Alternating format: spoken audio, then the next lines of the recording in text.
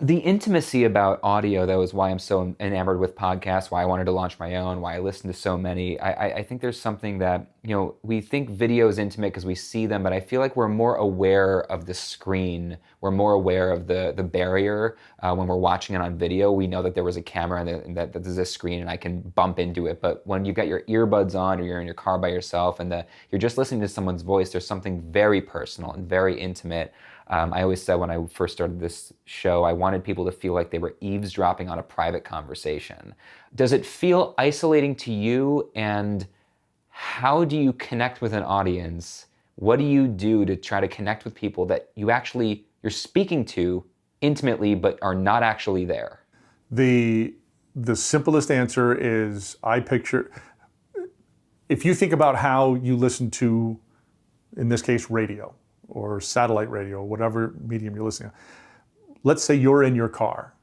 The chances of you having 5 people in your car listening to that broadcast is probably low. There are probably times where you and your friends went to an NFL game on Sunday and you carpooled and you're driving home after the game and you're turning on the sports radio station to listen to the talk. But probably if you're commuting, if you're running errands, many times you're in your car alone listening to the radio, and if it happens to be ESPN, great.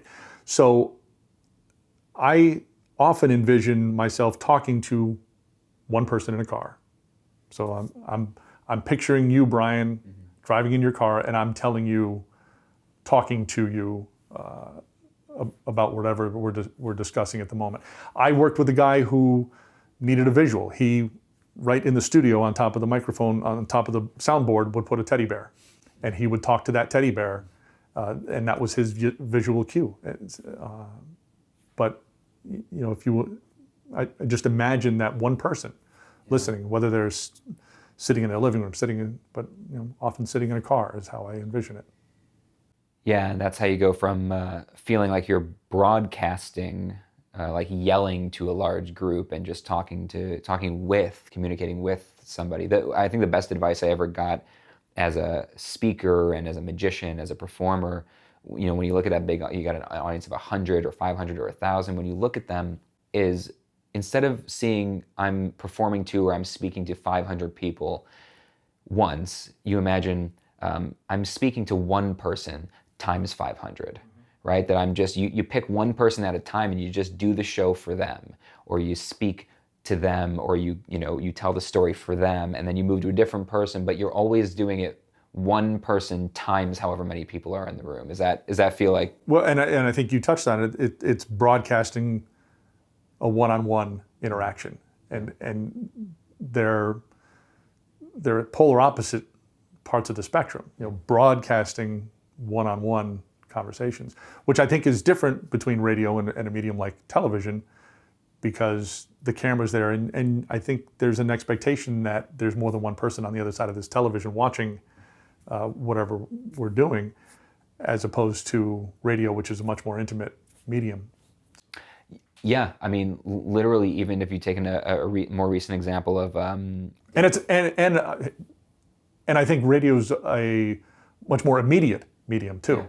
Yeah. That's not just the one-on-one part, but it's what's happening now, whereas televisions can be a little more extended, evergreen, especially with some of the, obviously the programs as opposed to news. But radio is now in the moment and one-on-one interaction. I'm thinking about, have you seen on Netflix David Letterman's new show?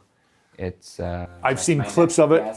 I've seen clips of it. I have not watched. It's excellent. I wasn't a huge Letterman fan when he had his famous show, but I'm actually a much bigger fan of him now that he's playing less of a character and he's just being David Letterman. He's like just a magnificent interviewer, conversationalist, and this new show is definitely worth checking out. But what I was just thinking as you were saying that was, when I'm watching it, if I'm sitting on my couch, even if I'm by myself and I'm watching it on Netflix, I don't feel like I'm part of the conversation. I don't feel like I'm in the audience. I feel almost voyeuristic. I feel like I'm watching these two people have a conversation, almost like I'm spying on them. But I bet if I were to turn the screen off or just listen to that conversation, if it was a podcast form, and it may be somewhere, if it was just the audio in my ears, I bet it would feel like I was sitting right at the table with them and I just wasn't actually. If you think about the ends of shows, the conclusions of shows, like Casey Kasem,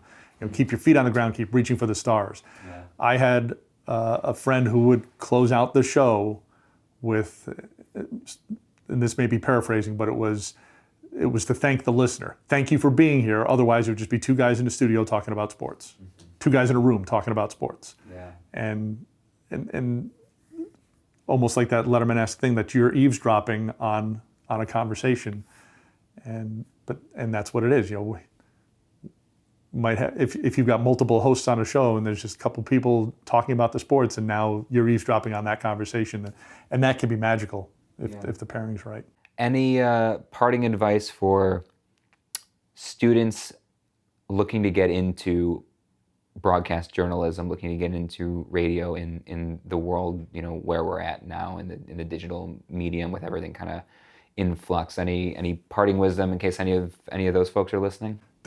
There's two parts. One, get as good at your craft as you can do. If you want to do baseball or soccer play-by-play, don't be embarrassed to sit in a corner of a stadium and talk into your voice recorder and just do the game as it's going on. Because one of my early journalism professors said the best way to become a good print writer is to read. So the more you read, the better you become as a writer.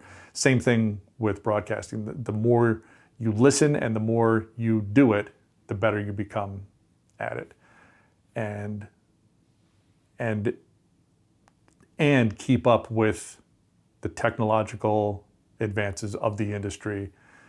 Yes, we've talked a lot about radio, but radio, really the term these days is probably audio, because you're on the radio medium, but there's satellite and podcasts, and there's so many different media to cover now, and who knows where it's going to be in 5 years. There's going to be different things too. So the more you can keep up with technology and social media to get yourself out there, then you'll make yourself valuable and known.